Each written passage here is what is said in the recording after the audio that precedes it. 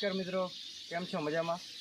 आ हळवदनी वेगळवा गामनी जमीનમાં आ G20 મગફળી વાવી છે।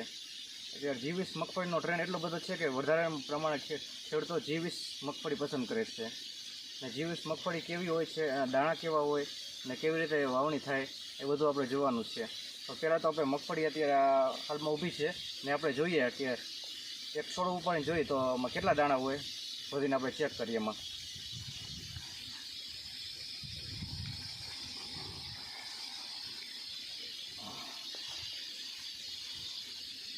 તો છોડવા આપણે ઉપાડ્યો મિત્રો, જુઓ કેટલા બધા દાણા છે। આમાં કેટલા બધા દાણા એક મગફળીમાં ચોંટી ગયા છે મિત્રો, જોઈ શકો છો તમે। આ જુઓ,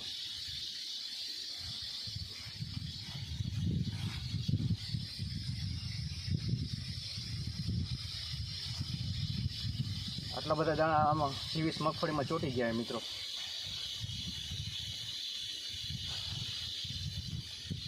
જેમાં તેલની ટકાવારી પણ આમાં સારી હોય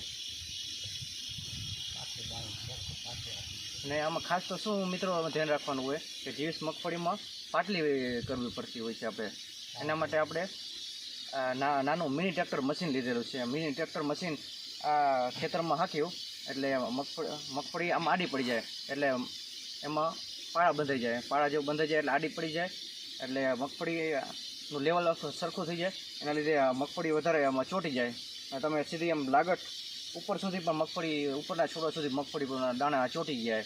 લાવ્યો તમે અત્યારે દાખલા જોયો મિત્રો। તો આવી રીતે મગફળીનું વાવેતર તમે કરી શકો। અને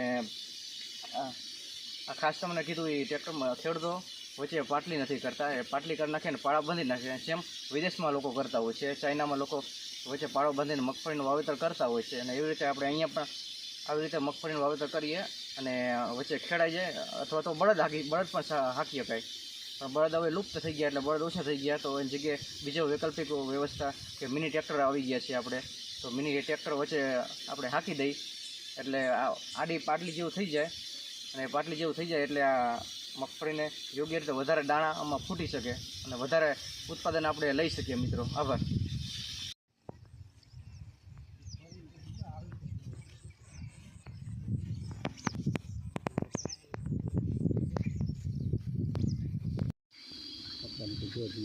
સારા બાંધે